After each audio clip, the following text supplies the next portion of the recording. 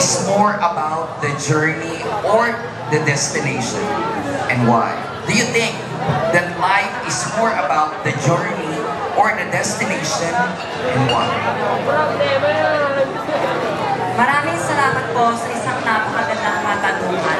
Marahil hindi na po ako magbabanggit ng kung ano pang palabang salita para po sa akin, bilang sa labing-siyam na taong bubuhay ko dito sa mundo, para po sa akin, ang buhay is a destination. Bakit kamo? Dahil bakit po natin sasabihin na ang buhay is more about journey? Maraming tao ang maraming nakakamit sa buhay nila, ngunit hindi sila pa rin masaya. Para po sa akin, ang buhay ay destinasyon. Dahil ang pinaka-importante sa buhay natin ay kung saan tayo mapupunta pagtikip ng ating mga mata. Kaya lagi po natin pakakatandaan habang nabubuhay ka, gumawa ka ng tama. Because always remember that time is so fast. We need to cherish every single moment of our life because we don't know. All those beautiful memories, it will become a memory. And always remember, ang taong palaging iniisip ay ang ikakabuti ng iba, hindi lamang ng sarili niya, ay tiyak mapupunta sa kalangitan. Kaya palagi mong iisipin, aking kapatid, na ang buhay hindi patungkol sa journey, bagkus isipin mo kung saan ang destination ng huli. Salamat po.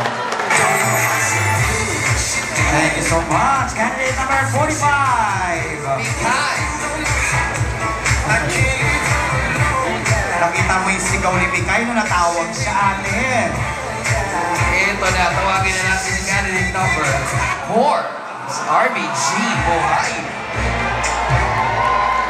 Davao represents, tama ba? Yes! Nakawin niya. Ayun, mga ano mo, mga fans, bumati ka muna, kapatid. Mayong buntag kanina tayo. Yeah. Isaya man.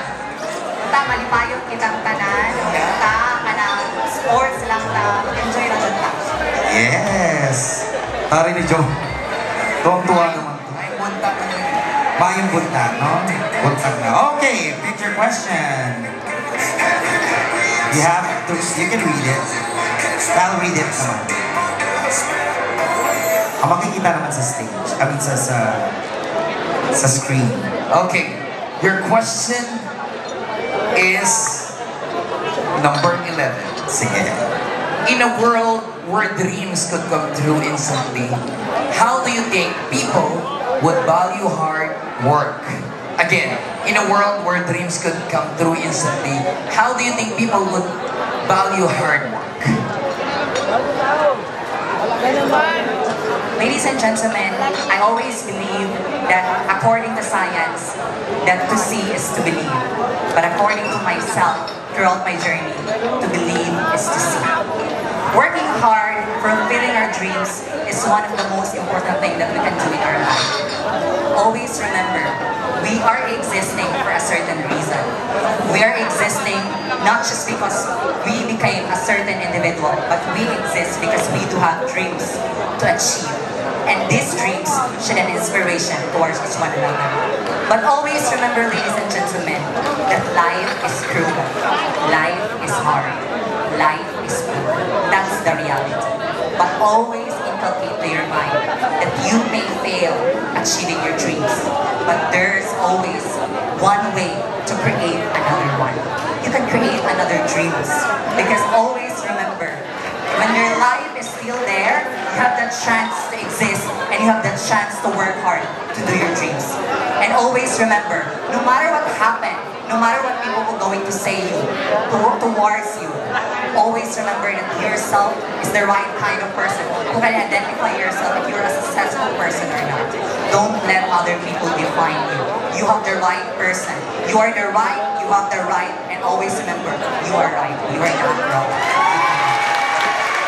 Thank you, candidate number 4. RBG. Tawagin natin number 38. Ay, no, number 16.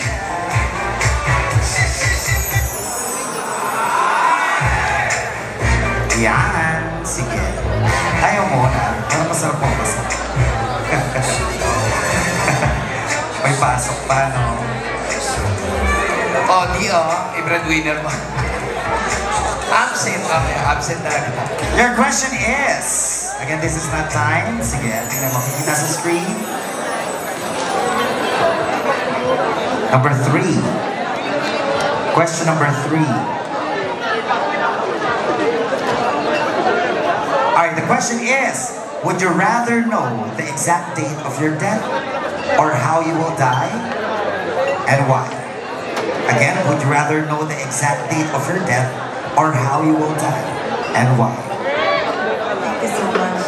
Ladies and gentlemen, I would like to go straight and straightforward with this answer. I would rather to know how will I die. Why?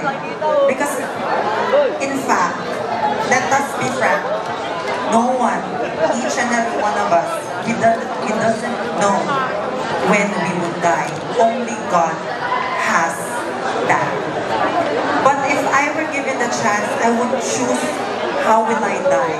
If I would die with a purpose, if I were die helping others, if I would die living my full life with the purpose of it.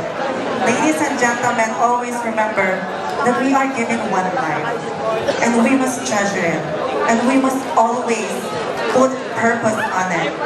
Thank you.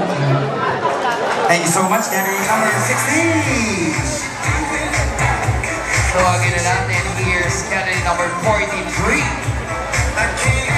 Yumi Garcia. All the way from Italy, oh. I had New York yan nakaraan. She went to Las Vegas. This is just living Sa nag-Halloween. diba? Yung talagang American dream kayo. Yeah. Based na ba sa iyo si Lipa? Question is number 10. Alright, the question is, music.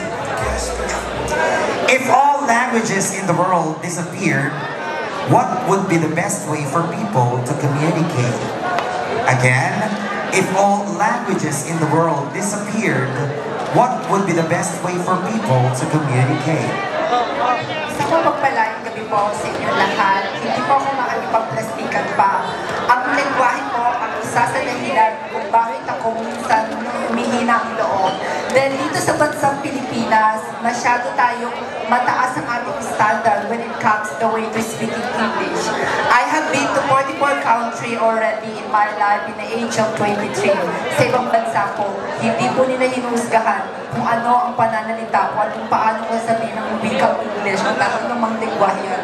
Dahil dito sa mundong ito, ang pinakamahalagang lingwahe, ito ang tinatawag ng pagmamahal. Dahil nga po mga kaibigan, kahit kailan, walang mali sa pagmamahal. Ang pagmamahal, ang isang bagay na magpapakonekta sa amin dito sa mundong ito. Then dito sa mundong ito, hindi na po ang mahalaga kung ikaw ay nag-English, kung ikaw ay ano-ano man. Ang pinakamahalaga ngayon dito sa mundo ito ay kung ano, legacy ang naibigay mo sa iyong kapwa. Maraming salamat po. Thank you, candidate number 43! Eto na, ang last natin, ladies. Number 38, Check de la Sarna! Check! Ikaw na, sinas ka na. Nung last din siya tinawag. Oo. Number 6. Ba't may usok sa last? Hindi kasi parang, Alright, sige. Question is, number 6. if you could eliminate one human-made concept, like money, pain, or war, what would it be and why? Again, if you could eliminate one human-made concept, like money, pain, or war, what would it be and why? That would be fame. Why? Because without money, we were able to live without money already during the Hispanic period or the older times. While for the war, it's really not good, not so much unlike fame. For me, I would like to eliminate fame. Why? Because last 2023, I consider it as my peak in pageantry, but a certain event happened. And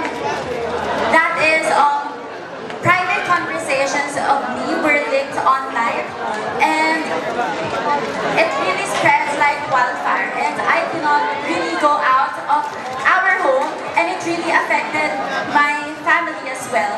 But I would like to atone up to my mistake as well. That's why I was really blinded by fame during that time because I chose fame over my friendship. That's why while I am here in this stage answering this question, I would like to take this opportunity to apologize to the person that I've involved during those screenshots issues, most especially Ate Pat and Ate Cassie. I hope it's not get lit. That I would like to prove to everyone that one's mistake does not define the totality of a person. Maraming salamat. Alright.